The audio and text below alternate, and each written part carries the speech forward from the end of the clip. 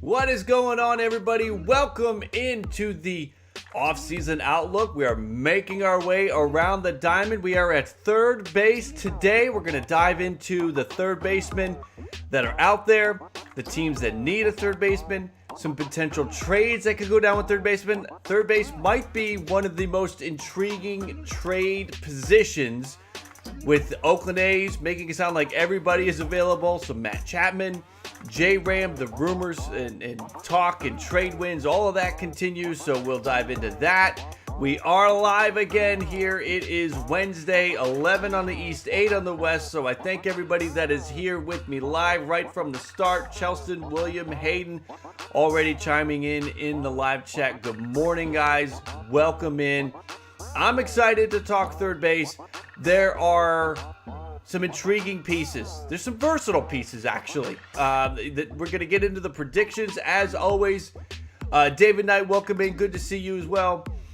We will see a lot of movement, in my opinion, at third base. You've got Chris Bryant, could play third base for somebody, but can also play the outfield. You got Eduardo Escobar, could play third base for somebody, but could also play second base. So that will impact my decision, my prediction anyway, on where they might actually land. So we dive into third baseman. What's up, AJPS? Good to see you. Welcome in. We dive into this. Everybody, make sure to hit that like. Don't forget to hit the like if you're just hopping in. Want to get that like train going, get that number up. The more likes we get, the more we can grow the channel, the more we can grow the community. Love that you guys are the driving force for this thing growing. So make sure to hit that like. And if you're new finding this, watching the replay, make sure to subscribe, stay close to the channel. Let's see, William, good thing the Braves don't need a third baseman. Yeah, you guys are set. Well, you guys are set with Riley. So without further ado, let's dive into this thing. Let's talk third base, and let's start with the third basemen that are available. Chris Bryant, again, he can also play outfield. He might play outfield wherever he goes. But we've got Bryant. We've got Eduardo Escobar. We've got Kyle Seager, Jonathan Villar, who we're putting him at third because he played most of 2021 at third base for the Mets. So we know he can play all over the infield, but we're putting him at third. We got Matt Carpenter, has been jettisoned from the Cardinals very wisely. They did not pick up his option. He's sort of fallen off, but could provide some value to somebody. We'll talk about that. Asdrubal Cabrera, Starlin Castro, Maikel Franco, Jake Lamb, Matt Duffy, Tim Beckham, Renato Nunez, the main third basemen that are out there, and we're going to discuss most of these guys. I don't think we need to go into any deep conversation about Lamb or Duffy or Beckham, but we will talk about most of these guys. Let's talk about teams that need a third baseman. I know that, listen, if you're a fan of a team, you might think your team needs a third baseman. I'm trying to look at this as objectively as possible. Maybe we miss a team, but these are, in my opinion, the teams that have the biggest need for third base. I think the Blue Jays need to address third base. They've had a tough time finding a good, valuable third baseman. Santiago Espinal played a lot of third. Kevin Biggio played third. Jake Lamb played third. They were moving third basemen all around. Super Gimp Dean, thank you for the sub. Welcome to Ballcap Nation. I see you on the feed.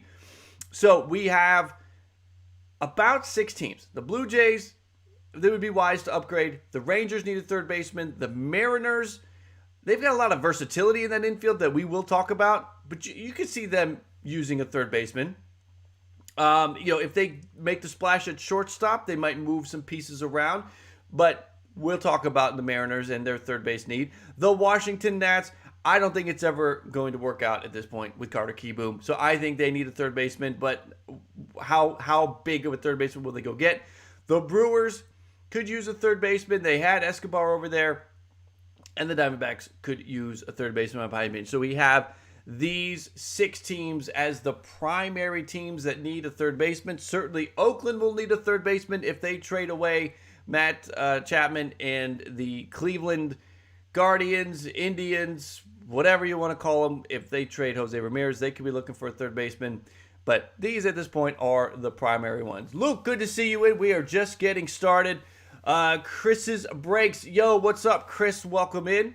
Again, we are live, so anybody catching the replay of this after the fact, you'll hear me interact with the live chat, of course. And if you're familiar with the channel, you know that already.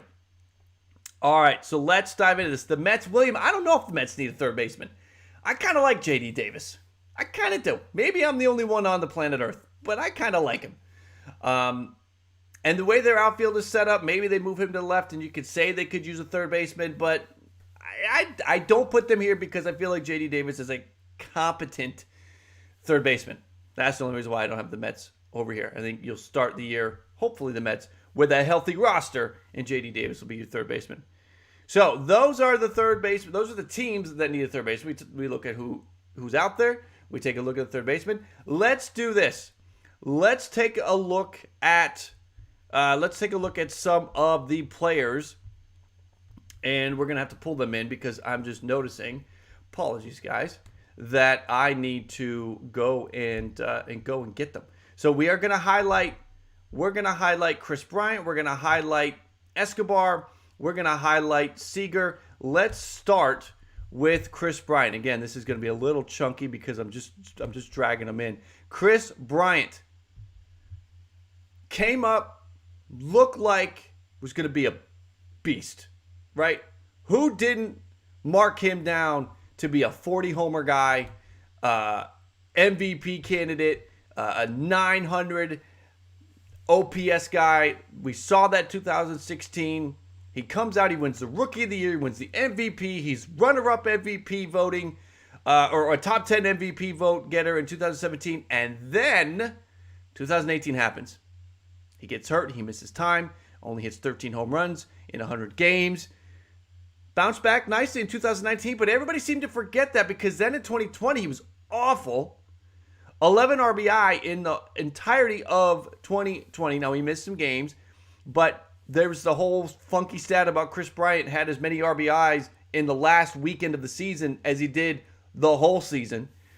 Doubled his RBI output that final weekend. So Chris Bryant sort of falls off. Last offseason, everybody was writing him off. He comes out in 2021, has a nice bounce back season, but in my opinion, and I'm a Chris Bryant guy, I'm a Chris Bryant believer. And again, comment in the chat, comment below, where do you think Chris Bryant's going? I'm a believer in Chris Bryant. I think what we saw last year is right around what we're going to get from Chris Bryant moving forward.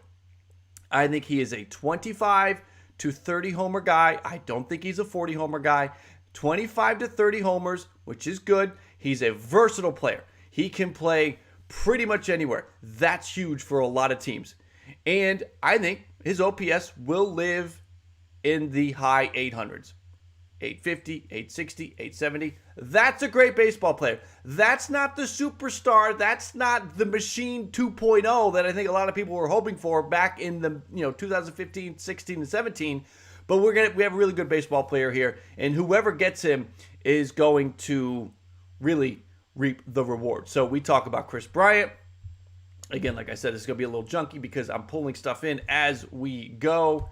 Move that out of the way. I don't know why that was up. Let's take a look at Eduardo Escobar. Maybe the next sort of most valuable third base option that's out there. We know that he can play second base, and that could impact where he goes. But Eduardo Escobar feels like he's been around forever. 11 years in the bigs already. Came up so young, 22. Made an impact with the Twins. Goes to Arizona back in 2018 via trade. Arizona falls apart. They deal him to Milwaukee. He's a good hitter, right? And he can play third base. He can play second base. He's a 25 to 30 homer guy. He's an 800 OPS guy. Eduardo Escobar is a great piece. And I think that Eduardo Escobar is going to go somewhere and have a major impact. Again, comment with me live. Comment below if you're watching the replay. Where do you think Eduardo Escobar is going to go? Does he go back to Milwaukee? I believe Milwaukee has a need at third base. So does he go back to Milwaukee? It'll be an interesting to watch and see what happens with Eduardo Escobar. So Escobar is our highlighted player. We're also going to highlight old veteran Kyle Seager. Kyle Seager actually had one of his better years last year. posted a career high 35 home runs and 101 RBI. Kyle Seager had actually never gone to 35. He'd only hit that 30 homer mark one other time. It was back in 2016.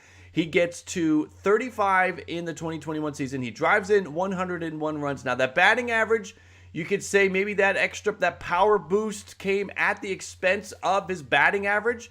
But if he could get his batting average back up to the mid-2s, 250, which pushes his on-base percentage back up over 300. He's been a guy, I mean, look at 2020, a 241 average and a 355 on base. He has been a guy where his on-base percentage sort of lives 75 points to 100 points above his batting average, and I really like that. So comment below and comment in the chat. Where do you think Kyle Seager goes? Lifetime Mariner, moving on. Does he somehow wind up with his brother? I think we all think that would be pretty cool. Kind of a long shot. I think Kyle Seager still finds a home, maybe a 1 or 2 year deal with some decent money attached to it. It'd be hard to pair him up with his brother, but just one of those things that would have been cool to see. Kyle Seager could be looking at, if he can get, a 3 or 4 year deal, maybe his last big contract. So Seager gonna try to use that power number to improve his odds and improve what he can get in the market.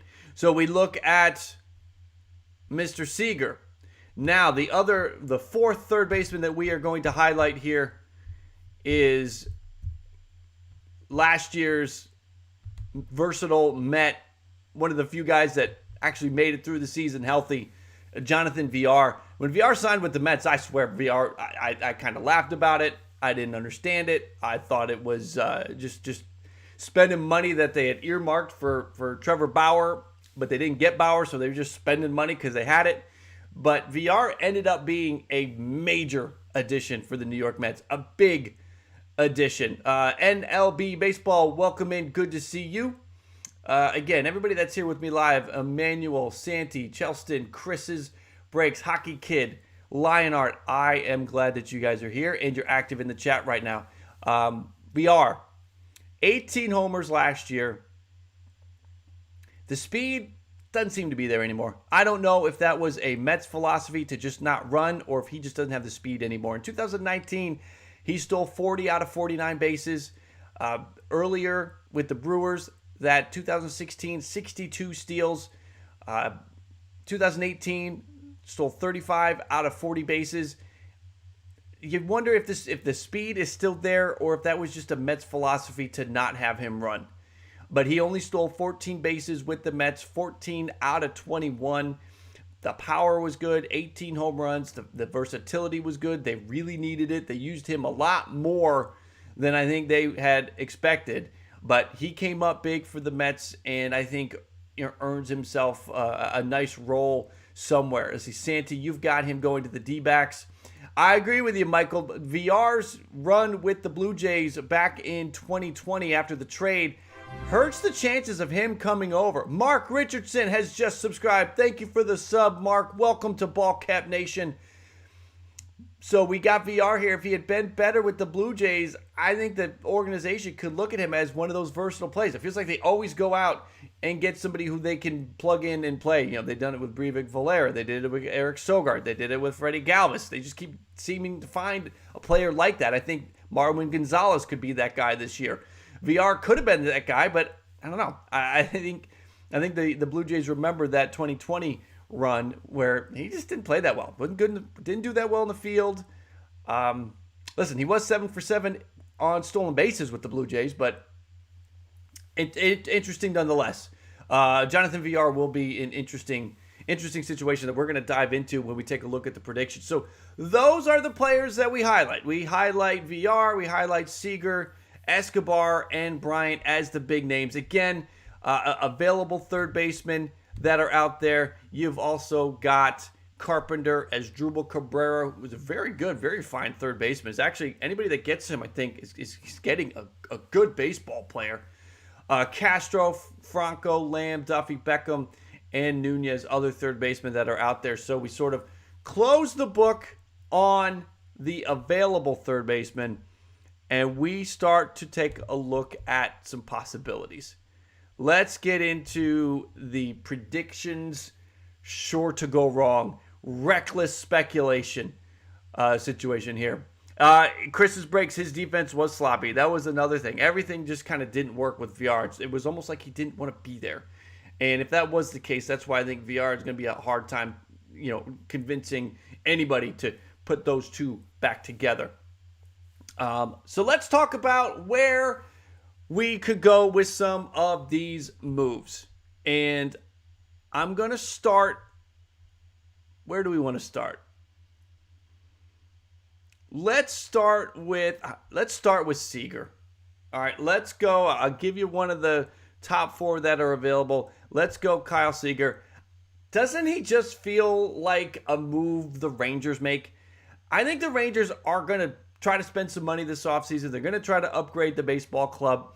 I don't know how attractive of a destination they are to some of these younger players that are going to be looking for big dollars, long 6-year, 7-year, 8-year contracts, go enter into a situation to win. I don't know if the Rangers have a chance at those guys, but a guy like Seager, who's familiar with the West, he's familiar with the Rangers, obviously, and he might be a little bit more like, you know what? I just want to get paid. I want to get a 2 or 3 year deal, and I want to get paid. And I think the Rangers could be there for him. So give me Kyle Seager to go to the Texas Rangers. Let's fill a spot for the Arizona Diamondbacks. I don't think they make a big sexy move. I think they go out and get Maikel Franco. Feels like a 1-year deal.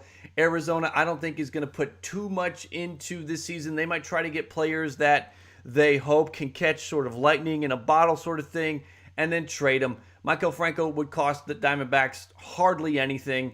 If one of their top prospects really takes a leap, he wouldn't be a block for them at getting a shot at the big leagues. And again, if Franco can have a good year, then they can roll him into a trade. John Biro, thank you for the sub. Welcome to Ball Cap Nation.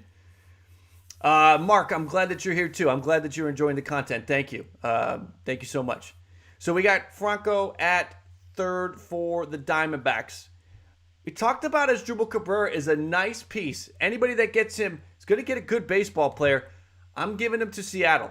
The reason I'm sending him to Seattle is because I still think the Mariners are going to make a splash with one of the shortstops. So they're going to put a lot of money in shortstop. So I don't think they're going to put a lot of money at Escobar or Bryant or anybody like that. I think they go for a good baseball player that isn't going to cost them a lot of money, and that is Asdrubal Cabrera. He's a switch hitter. You can move him around that infield. They have a ton of versatility in that infield. Literally everybody in that infield right now can play 2 other positions in that infield. Cabrera fits the mold, fits that philosophy that they've obviously gone down. So Cabrera can be at third, Cabrera could be at short, he could be at second. I think Cabrera could play any of the infield spots. So I think Cabrera is a nice move, a move that you pair with the splash that I think they're going to try to make at shortstop. And if they make that splash at shortstop, they might need to move Crawford to second, and then they'll need to move Toro to third. So they won't want to have somebody that's just chaining them down at third base. If they're going to give Toro some more run. So that is my feeling on Seattle. Let's see. We do have where was it? Bryant to the Mets from Charleston. It could happen. I think it is in play. I think there's another team that might make a stronger push. Let's get to Bryant. Let's do it. Chris Bryant, where's it going? I don't have the Mets up here. So obviously that tells you that I don't have the Mets as my prediction right now. I mentioned this yesterday too. It can always change. Domino effects, right? Somebody signs somewhere or a trade happens and it can shuffle the deck. But right now we haven't had any move like that take place. So I'm going to give you Chris Bryant. I'm going to give you, and Santee City, good call with Ronaldo Nunez. He did have a great year in 2019. Charleston the third, there it is. I am going to have Chris Bryant going to the Milwaukee Brewers. They are ready to make a run at a world championship with that pitching. They just got to get the bats, and I think they know that. And in my opinion, Chris Bryant could be one of the less expensive splashes to be had. I think Story's going to want a ton of money. I think if you're looking at what Chris Bryant is now, the 25 to 30 homer guy, he's going to cost a lot of money, but he's not going to cost what Carlos Correa is asking for, or what Corey Seager is asking for, or what Simeon is asking for over a shorter period. I actually think Bryant might be a deal. We'll see how that plays out. I could be completely wrong, but I think he could be a deal. You can put him at third base. You can put him in the outfield. Brewers could use him in both spots. So I like Chris Bryant to go to the Milwaukee Brewers. I also have that in my top 10 prediction, free agent and prediction video. I'm sticking with Bryant to the Brewers. And I'm doubling down. I had Matt Olson as the trade partner, as the Brewers as the trade partner for Matt Olson. So, Brewers fans, how nuts would that be if you acquire Matt Olson via trade and you sign Chris Bryant? That can work because Matt Olson is not in a spot to get a 6 or 7 year deal for $300 million. You're only paying Matt Olson maybe $12 million through arbitration next year. You give Bryant the money, Olson gets the arbitration money. It works. The Brewers, if they make that happen, are all of a sudden title contenders. With that pitching, with that hitting, Christian Yelich needs to come back, get his stuff in line. But the Brewers will be making a push in the National League East with that bullpen. As long as Devin Williams is good and healthy and back and not punching walls, the Brewers can make a run. Okay, let's get to the next one. I've given you a big one. Downtown Leland Brown. I love that name. Welcome to Ballcap Nation. Thank you for joining. Thank you for subscribing. Let's get to my next third baseman. Let's give the Nats a third baseman. I think it's a Matt Carpenter situation. They've got a right-handed hitter in Keyboom. You've got Carpenter. Carpenter could be the lefty bat, so you could play the matchups. Matt Carpenter could maybe try to mentor Carter Keyboom. So there's a lot of benefits to a veteran like Carpenter going to Washington. Carpenter's on the downside of his career. Washington isn't going to be paying out any big money for any impact stars, any young players. It's just not going to work for them. So Carpenter kind of makes sense in my opinion because, again, he could mentor the young third baseman that they're trying to bring along. He could find spots, 1 year deal kind of thing. I feel like Matt Carpenter sort of makes sense. And the Nats could sell it as a name. Look, it's Matt Carpenter. Matt Carpenter has an established a career. He's been a great third baseman. So the Nats could also sell that too. David Knight does not want Carpenter. Sorry, man. It's just 1 year. It's just 1 year. All right, let's get to the next one. Let's go to the Blue Jays. What are the Blue Jays going to do? I haven't given you Eduardo Escobar yet, and I'm still not going to give you Eduardo Escobar. I think the Blue Jays make a move that this is that utility infielder. This is that guy that can move around. This is Sogard and Galvis and Brevik Valera and Starlin Castro. That's what this is. Castro can move around to different infield spots. Tyler Burbeck, thank you for the super chat. You have Chris Bryant staying in San Francisco. That can certainly happen. I have San Francisco as definitely a finalist. And Michael, that's another reason why I think the Blue Jays go with Castro, because they might have eyes on J-Ram or Chapman, and they don't want to, in this scenario, prevent themselves from making that deal happen. So I think they go and get Castro. They can put him multiple spots. He provides depth for that infield. So I think they go. And listen, if it doesn't work out, it's probably a 1 year deal. You bounce him. So that's where we end up with Castro on the Blue Jays. So haven't given you Escobar yet. Here he comes. The White Sox. Not to play third, though. You've got Moncada at third base right now for the White Sox. Escobar to play second for the Chicago White Sox. They traded away Nick Madrigal, the future second baseman, for Cesar Hernandez. And then they did not pick up the option for Cesar Hernandez. So they have a hole at second base. This team is in an aggressive win now mode. They need to try to win the World Series in 2022 or 2023, or they could enter a teardown. So I think Escobar fits with the White Sox. He fits the mindset that they're at. They go Escobar, and that completes that infield. The second base spot is one of the weaknesses right now for the White Sox, and I think they fill that with a big bat. Escobar feels like a nice fit there for the White Sox. So we go through the possibilities. Here it is again. Castro to the Blue Jays, Seager to the Rangers, Escobar to the White Sox, Cabrera to the Mariners, Carpenter to the Nats, Bryant to the Brewers, and Maikel Franco going to the Diamondbacks. Let's clear out all the names because we've got some more business to get to. We got to talk trades. What trades could go down? That is maybe the most intriguing element to this offseason are the trades. And I think we start right off, and if Bam is here, I know he's going to love this part of the content, a Jose Ramirez trade. Does that happen? Does it go down? Does Jose Ramirez get dealt? It's not going to be an easy trade to get done because Jose Ramirez is one of the best players in baseball. I think Jose Ramirez last year was almost impossible to get moved. You had 3 years left on the deal. You had one of the best players in baseball. You're not going to give up a guy when you know, we got 3 more years. However, now this offseason, Cleveland is really faced with the situation where they know they're not bringing him back at the end. So they could get the most in return for Jose Ramirez right now. This is the time where you can get the most. You could also get it at the trade deadline. So you could start the 2022 season with Jose Ramirez, with the team intact, and see if you have a chance at making a run. If there is no run to be had, then they trade him at the deadline.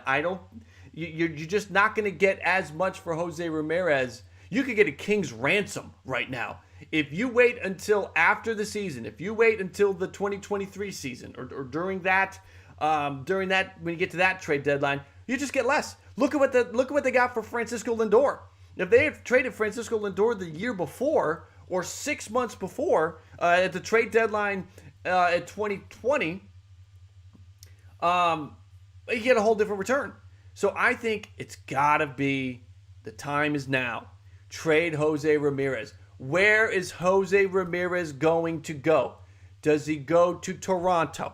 Does he go to the Mets? Does he go to the Yankees? Where does he go? Word is that there was the framework started to be put in place between the Blue Jays and the Indians at the trade deadline. They just didn't make it happen. Then the Blue Jays went out and traded 2 top prospects for pitching. How many more top prospects do the Blue Jays want to trade away? So that's an interesting component. I do think that they are the favorites in the clubhouse, Jose Ramirez and the Blue Jays. I think that is the deal that kind of, if it happens, that just seems to be where it goes.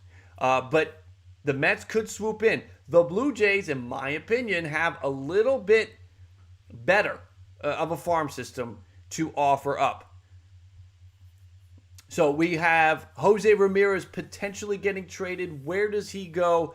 Certainly, there could be a Jose Ramirez trade this offseason. And again, in my opinion, you got to do it. This is when you do it. If you don't do it now, you get less back. Cleveland could get 2 top 10 prospects, a good major league player. The Toronto Blue Jays, if they want to get Jose Ramirez, it could be Kevin Biggio or Lourdes Gurriel Jr. Plus 2 top 10 prospects. You see Jordan Groshans heading the other way. There are good pieces that they could get right now. If they wait, they're just not going to get as much back. And so that's why I think Cleveland should make that trade. Santi City, what about J-Ram to Milwaukee? I don't know. Milwaukee does have some good prospects. They could certainly pull it together. They definitely could. There's a lot of teams that could. And we talk about the teams that need a third baseman. Let's look at that real quick. Available. Let's look at need a third baseman. So the Blue Jays could do it. The Rangers could do it. I think they'd be crazy. They're not ready to win yet. Seattle could do it if they don't make a splash with one of the free agents, but J-Ram might not be available if they wait till later in the offseason. Washington won't do it. The Brewers could do it. Arizona won't do it. So the teams that need a third baseman, the Jays, the Rangers, Mariners, and Brewers could all do it. Plus, the Mets could do it. The Yankees could do it as well. Santee City, Blue Jays have depth to trade from, but will they? It's a good question. Brewers, I think, are at the point where they could give up their top prospect because their competitive window will be coming to an end. Sure could. Yeah, that's a fair point, Santee City. Tyler, Giants are in talks with Chris Bryant, and they are set to meet with him in person. I read that the Giants front office does not believe that any Chris Bryant deal is going to get done quick. So I think Chris Bryant's going to make a tour. I think Chris Bryant, this is going to be like a recruiting session, and he's going to meet with probably 10 teams. Luke Michaels wants to keep Lourdes Gurriel. I do too. Raul, potential trade. You've got Gurriel, Kirk, Groshans, Otto Lopez, and 2 top 15 prospects. Gurriel, Kirk, Groshans, Lopez. I mean, you got Groshans and Lopez. Those are 2 top 5 prospects. And then you go 2 more outside. And that's a lot, but that's certainly a deal that I think Cleveland would do. I don't know. I think Toronto, if they do that, they might scale back and maybe there's one more prospect, but it's outside of the top 15. So the Jays would go Gurriel, Kirk, Groshans, Lopez, and then somebody that's outside of the top 15. The sports expert, J-Ram isn't going anywhere. Guardians aren't rebuilding, but sports expert, I hope you're here. I hope you didn't comment and bail. Here's the thing. They looked at Francisco Lindor. They said, we don't have the money to pay him. We can't dole out a $300 million contract. That's what this is going to be the same situation with Jose Ramirez. So I think that you're going to run down that road again. That's why I think J-Ram ends up getting traded, is they are not going to pay him. And they could get a king's ransom right now for Jose Ramirez. So that's why, and major league talent that could keep them winning. That can show your fan base we're not rebuilding because we just traded Jose Ramirez for Alejandro Kirk, Lourdes Gurriel Jr., and Jordan Groshans, and another prospect. You'll have Kirk, Groshans, and Gurriel in your lineup in 2022, contributing to the team if they did that deal. So I don't think it would be looked at as a rebuild if that's the deal that they get. And that's what they can get in return. That's why I think they need to do the deal. Don't wait. Let's see. A sports expert. Yes, it can keep us winning, but Jose makes an amazing impact on the field. No doubt about it. No doubt about it. Jose Ramirez, with the switch hitting, with his speed, with everything that he brings to the table, you could argue Jose Ramirez is a top 5 player in all of baseball. No doubt about it. But you cannot be in a spot where they hold on to him. You get everything you can. I think the Blue Jays will be aggressive. The Blue Jays want to win the World Series next year, in my opinion. I think they're going for it. So just get everything you can from the Blue Jays. Get everything you can from the Mets, because the Indians are in a spot where they just can't dump. They can't pay out the big contracts. So I think it makes sense for them to do the deal. Get major league talent that's going to keep you. Lourdes Gurriel Jr. is a great baseball player. If he can do it all year long, he's amazing in September. But if you could take September and spread it out and get him to do it all year long, he's got a great arm out there and left. Jordan Groshans is a top prospect. Alejandro Kirk, you give him, you at least have him in a spot where he's getting more regular at bats. I think he could be a great player for you. I'd rather trade with the Jays than the Mets. I think you get better. I guess here's the question. I talk about it in a video that I've got coming up soon when I talk about prospects that could be traded in deals like this. The Mets, I think, if they do that, here's a question, sports expert. You're obviously down with the Indians, down with J-Ram. What would you rather get? Would you rather get a package from the Blue Jays? We've talked about it being Gurriel, Kirk, some prospects, Groshans, or would you rather do it with the Mets? And I think the Mets, if they do that deal, they're going to have to give you Beatty or Mauricio. They're two of their top 3 prospects, I think, are going. Ronnie Mauricio doesn't really project as being able to move to the outfield, so he is an infielder. What would you rather do? Would you rather have a Mets package built around one of those guys, or would you rather have the Jays package? Sports expert, I know the Jays are in the AL and the Mets are in the NL, but the Mets won't have the caliber of talent in the trade. Fair. I think I agree with you. Luke wants to give them Randall instead of Lourdes. Randall Grichuk had a good start to last year, and then it kind of tailed off. Does that hurt his trade value is the question. Manuel Munoz, wish he was a shortstop. My favorite non-Yankee. He always messes up any team. Would be blessed to have J-Ram. J-Ram can play second as well. And maybe they can play J-Ram at short. I mean, at this point in his career, you could probably play him at short. In a couple of years, probably not. Let's see. Locker room would be very upset if they gave up Gurriel, I think. I know they love him. That's a great a point, is the locker room, that team. He is a integral part of that team and that clubhouse and that mood. So losing him, I agree with you. Let's see, sports expert. I'm not high on Mauricio, and Beatty is a solid prospect, but our infield is stacked already with prospects and MLB talent already. Yeah, you got Nolan Gorman, right? I think he projects as the third baseman, doesn't he? So you don't really need Beatty. Beatty can move to the outfield. That's the thing about Beatty and Mauricio. Beatty projects to move to the outfield. Mauricio's a little too slow to move to the outfield, so he is your infielder. Mauricio's going to be a third baseman, probably. Beatty can move to the outfield. Hockey Kid wants J-Ram. Let's get to the other third baseman because I do want to keep this, good for viewing for everybody that's checking this out. We can come back to J-Ram, but I want to keep this. We're totally not tight anymore, but we're gonna go. Let's get the talk about a Matt Chapman trade because that is the other piece here. We will go back to J-Ram. How about Matt Chapman? Do you want Matt Chapman? Does he cost less than Jose Ramirez? And if that's the case, Blue Jay fans, if you're in the mix for Chapman, or Mets fans, if you're in the mix for Chapman, is that what you would rather do?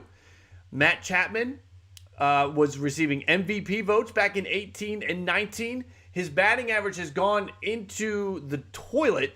232 in 2020, 210 in 2021. The power's there, right? 27 to 35, 27 homers last year, 36 homers in 19. That was the peak. So he's about a 30-homer guy. He's going to be entering his age 29 season. He's in a good spot when it comes to the money. I'm looking that up real quick because he has got, 2022 is his second year of arbitration. Spot Track projects him to be right around $9.5 million. He has one more year of arbitration next year. Then he's an unrestricted free agent. So is it a little bit easier to get Chapman than it is to get Ramirez? So which way do you go? Nolan Jones, good. Thanks for correcting me on that, sports expert. Do you see a Matt Chapman trade? Those are the two big names. You've got J-Ram and you've got Chapman as the big names. And William Fulgham, has Chapman slipped?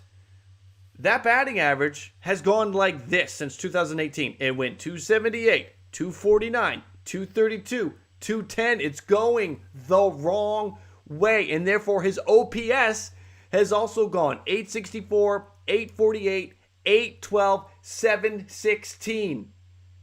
That's the problem that I see with Matt Chapman. Now, he's one of the best fielding third basemen in baseball. Got the Gold Glove this year. Got the Gold Glove. I mean, 18, 19, and 21, he was the Gold Glove third baseman. And the Blue Jays, fielding, defense, that's big, right? How many times? We lost 2 or 3 games in 2021, the Blue Jays did, because of fielding. You go get a Gold Glove third baseman. Now that bat, you got to think it's going to bounce back. But he's just, the strikeouts. Guys, 2019, when he was an all-star, he struck out 147 times. That's a lot. 670 plate appearances, 147 strikeouts. Last year, 202 strikeouts in less plate appearances, 622 plate appearances. So his strikeout rate really jumped. Now, what's going on there? There's something there. A's should have traded him last offseason from William. I think it was hard to trade him last offseason because you obviously expected the bounce back and you were just getting into the arbitration years with him. He was, after 2019 and 2018, the dude was getting MVP votes.